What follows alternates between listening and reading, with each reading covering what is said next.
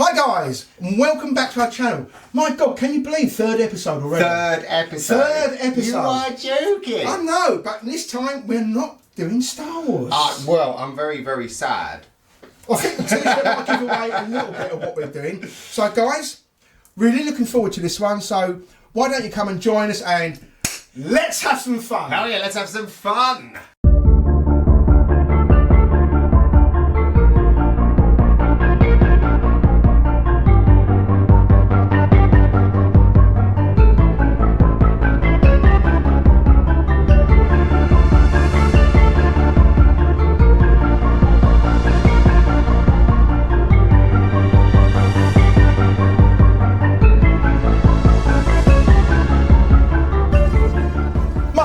Yes. So, the last few episodes we've talked mainly about Star Wars and our influences. Yeah.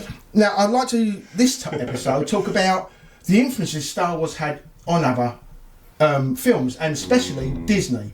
So, I think, as you can see by my t-shirt, I love it. The Black Hole. Oh. And why don't we talk about Tron as well? Because I think these two films were very, very directly affected by the Star Wars universe. Yeah, I like Tron as well. I mean, Black Hole. Oh, the Black Hole is great. I mean, it's a flawed movie in many ways, but it's a very, very unusual movie for Disney. It's weird. I watched it again the other day. I know, and to me, it's almost like a gothic horror at times, really, the way Disney presents it, especially when you get to the end, but we'll get to that later. First, the cast of the Black Hole. Maximilian Schell, I mean, he was an amazing character actor of the 60s and 70s, did a lot of war movies. He was. And the spinning blades that he had. No, Maximilian Schell is the actual actor who played the main protagonist. Oh, right. Not the robot Maximilian. Hey, look. But they've got the same name. You are clearly learned in this space. Well, they've got the same. I was a fan of his. We also had Ernest Borgnine, who was a great character actor, and he appeared in one of my favourite all-time directors, John Carpenter movie, Escape from New York. Oh, which is a great film. A great film, and he's a great actor, and he was in it as well. And you had the king of horror at the times, Anthony Perkins, the original Psycho. I mean, that was obviously by bringing him on board, going into the realms of horror with this film. It seemed very dark. It was. I mean there are some dark, weird things going on at the end, and we'll get to the end. Yeah. Right, because I have lots of questions. So me too, and I think everyone does who's seen it. To be fair, I mean, with the Black Hole, it was a very, very left field film for Disney. They'd never made anything. I mean, before they made this, their live action movies consisted of things like Digby, the world's biggest dog. You had The World's Strongest Man. You had Escape from Witch Mountain, Return from Witch Mountain. But they did the Herbie films, but they did nothing like like this. the Herbie films. I love a car that can talk and go meek meek. Off it goes. Brilliant. But then they came out with this, and it was really, really shocking for a Disney production. So there are a couple of things I want to say. The first thing was I was quite young when this came out, and it was a Christmas movie for me. Every year I'd watch The Black Hole. What was it, 78 or 79 it came out? I think it was 79, I think, a couple of years after Star Wars, and it just was one of those movies where it would come on every Christmas, like Zulu or something crazy like that. The characters, right, are very, very interesting as well. Like Dr. Reinhardt. Right, let's talk about the baddie first of all. Well, that was Maximilian Schell. That was his character. He was the one that acted right. In an English war movie. Yeah, great hair, by the way. First of all, amazing hair. I mean, big hair, right? Really big hair. Yeah. The amazing thing is with the ship as well, right? The ship, right? Let's talk about the ship, right? What's that? The big ship, Reinhardt ship. Reinhardt ship. The Cygnus. Well, the Cygnus. I think it's on him. I mean, it's sitting in the sweet spot by the Black Hole, wasn't it? It wasn't moving. It was just stuck there. Right. So the Cygnus, the way they built it, right? It was all girders and crissy-crossy kind of stuff, which was cool, right? But completely different. A little bit Space 1999 Eagle. If you remember the Eagles, had the same very much crisscross thing on the back of it. But I mean, massive ship. And one thing I admire about Disney, because originally the Black Hole was meant to be a disaster movie. A little bit like a Titanic movie or the Poseidon Adventure, because the disaster movies were big in the 70s, and they shelved it because they couldn't find a director and they couldn't really get a script. And then Star Wars came out, so Disney revisited it changed the script as much as they could. They tried to make it more Star Warsy. That's why they had Vincent and Bob the robots, we'll talk about in a bit, which are great. We had Maximilian, who was the bad robot. Again, we'll talk about that in a bit. Which we've already got confused on. Oh, you? Yes, I got confused. And then I had like laser battles and stuff. But there was also this darker element which came with the original idea. That's in a way why it was a confused film. But I think it's an underrated movie. There are flaws. The narrative maybe doesn't work as good as it should do. I get that. It was pretty slow for a lot of people of our age back then. But I went to see that in the cinema when it came out, and it blew me away. I loved it.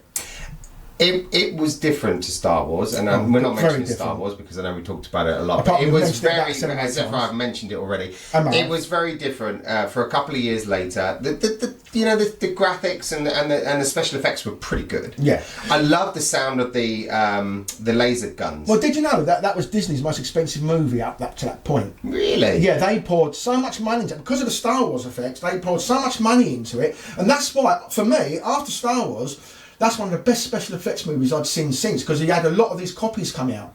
You know? Yeah. And when the copies came out, their effects were atrocious compared to the Star Wars. They couldn't do what they'd done. But Disney, the black hole itself, it looked amazing. It was pretty good. It's one of those things you think you'd see on a projector on a wall, though. It was that kind of feeling. But what I loved about it, I liked it. What I loved about it, this is like the horror element. It was omnipresent throughout the whole film. I mean, at times you'd see them acting, you could see it through the windows in the background. At times when they're filming outside, but you was always aware that it was there, and you knew eventually they were going in. Yeah, there is at the end as well when they're floating through it. Reinhardt floats through it and goes to hell or something. Well, they reckon that was kind of a hell, but we'll talk about that. Wait, I'm sorry, I'm skipping it. You're skipping it because the next thing I want to bring up, were the robots. I loved Vincent and Bob. Cool. First of all, he flies around and he floats, right, which is quite nice. He's got the legs that do the magnetic thing, which is pretty cool. He's got loads of great weapons. Oh my goodness! Drills lasers, and lasers, drills coming out of his chest, and he has the ESP. Yeah, because he can talk to I can't remember the female character's name, but he could talk to her. ESP with he lit live like this. And then you had Bob, Bob, who was essentially the same robot, but he'd been pretty beaten up during his life, and he had that kind of Western accent. Sorry to my American viewers out there. I promise I will never do that again. I thought it was pretty close to Mark. I thought it was pretty good. I mean, yeehaw, man. No, I'm not going to do it. I'm not going to do it, because you could literally get me cancelled. I think the other thing about Bob was he was scared of the sentry robot. He would shake. He would shake. But there was a black sentry, the leader of the sentries, right, in the robots, who was like a sharpshooter. And Bob loses on purpose, which because he's scared of him. And then Vincent goes, "Come on, fella," and then blasts a thing, does a crossfire, and hits him straight in the chest. And then he has a meltdown. Perfect. Big meltdown. Perfect. Love it. A little bit of vengeance for the because Bob reminded robot. me, and this is a reference for people who are older and are of UK descent. It reminded me a little bit of R2D2, a cross between R2D2 and Dusty Bin. Dusty Bin. And for those who know, no.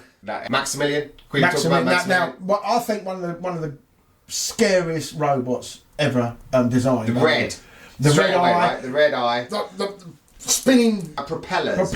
Let's go for spinning sharpened propellers. Yeah, he absolutely killed Anthony Perkins' character, absolutely slaughtered by a robot. Sure, and this is Disney, and because Anthony Perkins is an amazing actor, he sold that with aplomb. Oh, he did good. He did. It's almost like getting first chunks, isn't it? We're talking to things, the music as well. The music was great.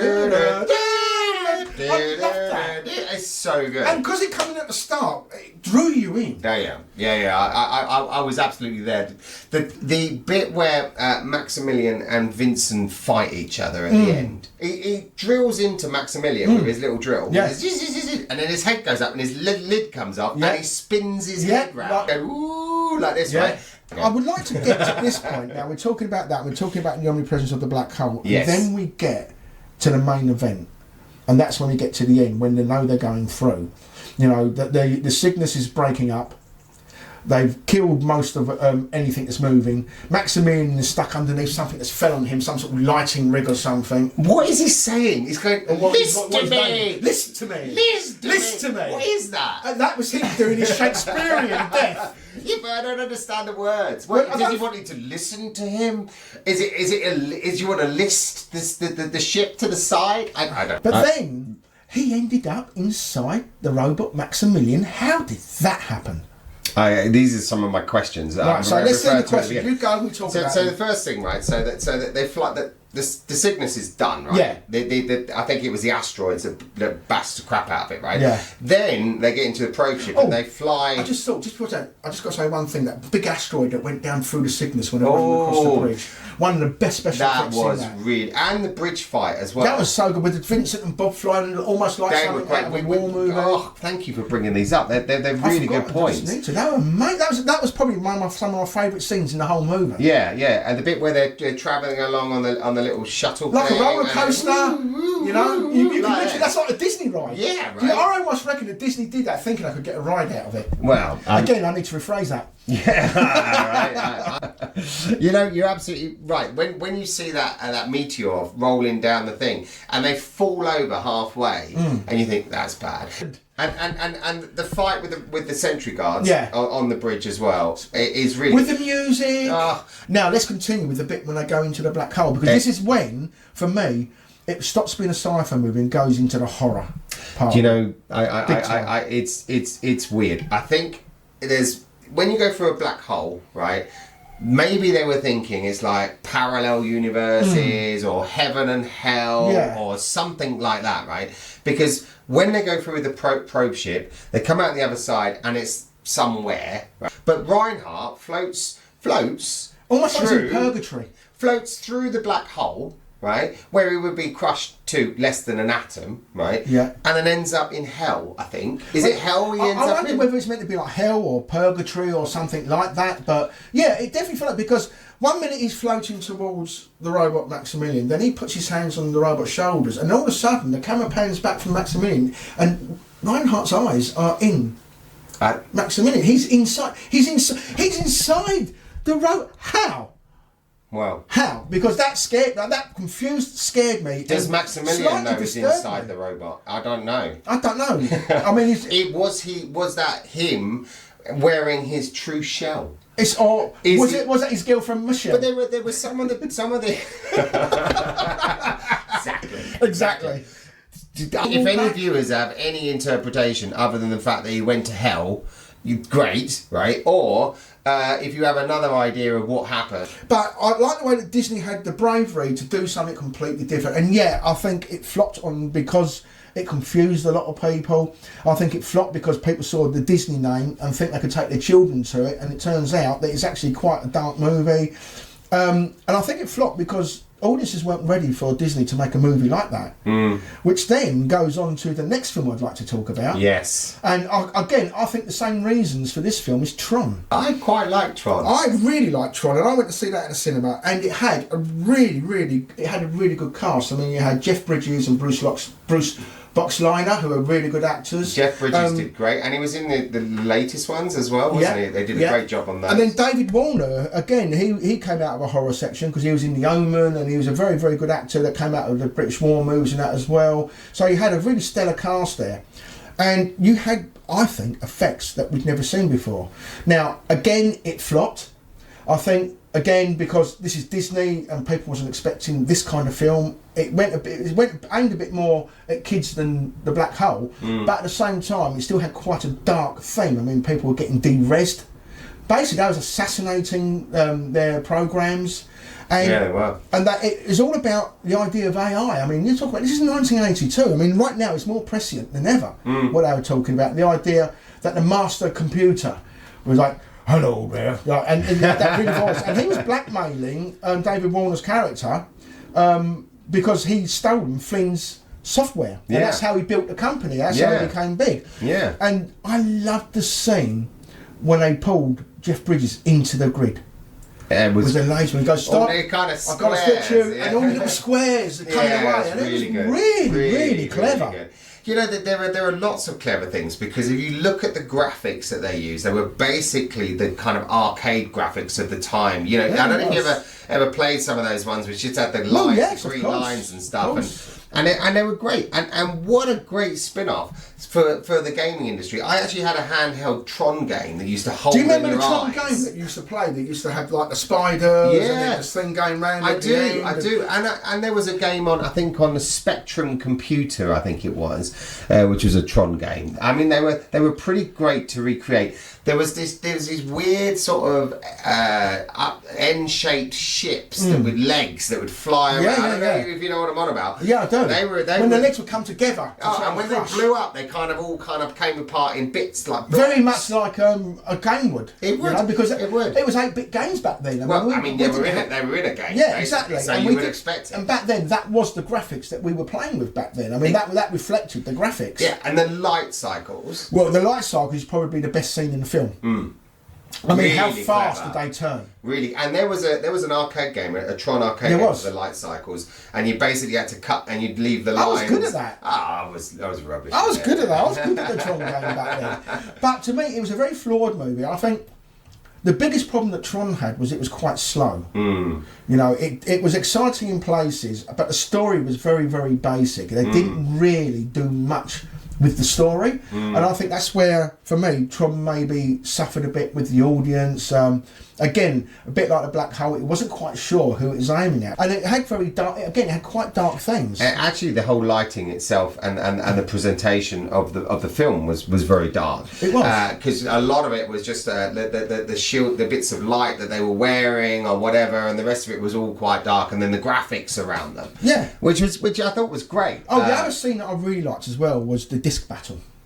Oh yeah, when they were fantastic. That is good. That's done really well, and that's what I'm saying. Tron had some really. And they wear the moments. discs on their back, right? That's what they fight with. Yeah, because the discs also carried all the information about everything they'd done while they was in the game. Yeah, so it carried their whole history. Yeah. And Tron was one of the warriors in the disc battle. Well, Tron was Bruce Boxleiner's program counterpart. Right. And he was the one that they was trying to use to. Because Bruce actually programmed him to try and control the master computer, and he didn't want that. Yes. There are a lot of things that I like about Tron, and as you say, there are a lot of things which I think they could have done better. It was a little too dark for me. I think it could. In the new remakes, they really bring to life the kind of architecture better. I think. Well, that's because I had the processing power. Yeah. I mean, it really kind of. And I love the Tron suits as well that you can buy now. Oh, lit up! Fantastic. My goodness! I wanted one. I had all the little Tron figures when they came out. Did you? 2 3/4 inch figures, whatever they were. I had all of them when it came out. I loved them. I did not. I had the black hole figures. So did I. And I made my own Bob by burning a Vincent, like everyone else. else. I did with my Bob. I just got Bob. I just got Vincent turning his head up. So what I'd like to do at this point is say to anyone who is actually watching us, we've had some. We've had some great comments so far. We'd like to know what you think about the films we're talking about. What they meant to you, how you feel about them, and what you think of their faults, what you think of the things that they did well. Because your comments mean a lot to us. We really enjoy reading the comments that we get left. I love it. If you love 70s, 80s dark Disney, then comment. Tell us all about it. I like this dark Disney thing. We're going to go for this. We're going to go for this. Yeah. I think those two films were game changers for Disney, and they brought them into order. I think after that, and then they started making more adult content movies. Films more for grown-ups rather than kids. Yeah. And I think that was a turning point for Disney. Although both flopped, it did give Disney a new direction. Well, thank goodness. And now they have all the franchises. Well, look, they've got Alien, which is going to be in the next episode. I'm looking forward to talking about Aliens. Favourite. Alien, of course, is fine. Which is a masterpiece. Well, you say that, but Aliens is the masterpiece, I think. And we're going to argue about this. We are going to argue about this. I'm looking forward to that because I disagree.